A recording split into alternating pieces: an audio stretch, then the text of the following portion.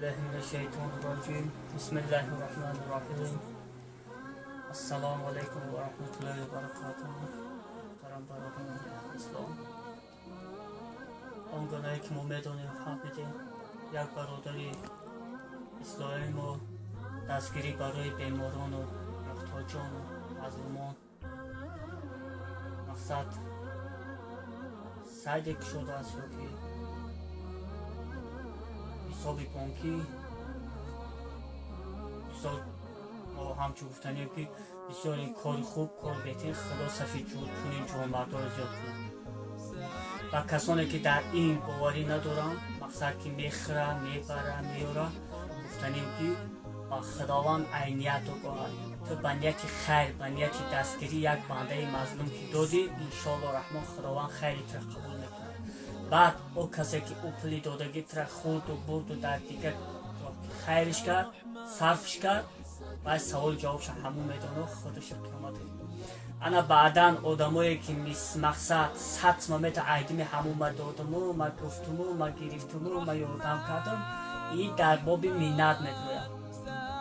مقصد یک سم یا 10 سم که خیر میکنه برادرو مقصد ما هم همین کار امر خیره ما هم زید نیستیم ما هم طرف داریم نه که همین شخصا خودی ما هم عیدیم همین کار نگشتیم نکفتیم نروید همین برای کسلی و محتاج بیمار میگن همین ما رو شنیده میتیم شو و اول خدا عینیت داده همه همچون برای مظلوم بیمار مسکین دادم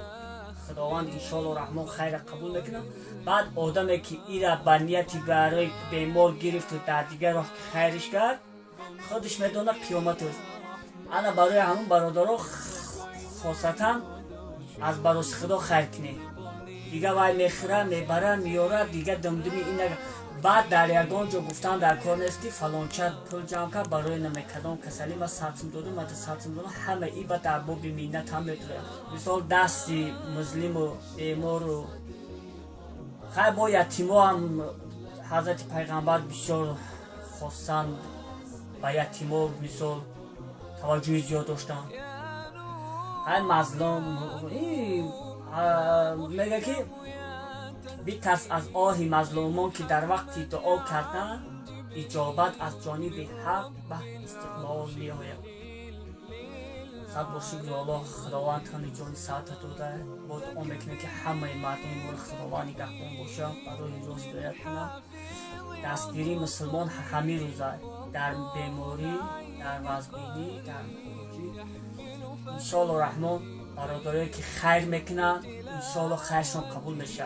در همون سلکای همون در همون نامیروی کارتش همون برادری که همین کار را تشکیل کرده در همون اگر شرایط باشه این مجبور نیستن هستن آدمایی که ما خودمون شخصا من خودم با 100 بارو با گوش خودم شنیدم که الله 50 سنده داده در 100 جا گفته گشته که یا همه دروغه یا همه این دروغ این نمود آدم ها را ما با باوری کامل بس علم و وقت نداریم که مثال اینجا دلیلای بسیار بیاریم ما با باوری کامل گفتم میتونم که نه بر قیامت باوری داره نه بر خدا و نه بر پیغمبر این نمود آدم همین نمودن مثال حضرت علی خیر میکرد همون وقتی که ای دنیا گذشت دیگه همون خیر سخاوت پنهانی که بود دیگه نشید همه فهمیدن که حضرت امیرالمومنین حضرت علی مرتضی بوده. انا که نگاه که دایی برادرای ما که 5 تینه نمیکنن با یک پا در بین مردم فتنه انداختن میگردن که مردم کار نیفتن دیگه در هرچی مثال پانیک میکنن هر ویدیوهای دروغ میروان ایمی صبح مردم کار میکنن. خداوند جوانمرد آفریده من همین بچه را 100% با باوری کامل میگم که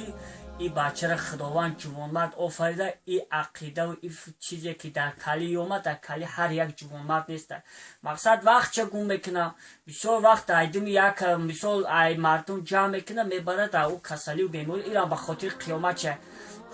کی دیگه میره میکنه که مثال کار خود موندگی زندگی خود موندگی ایدم یک کسی دیگه میکرده میتوان برای همون گپ دراز نمیکنیم برادرها خیر کنید خداوند عینیتون آگاه خیرتون قبول میشه و آخر دعوا برحمتک.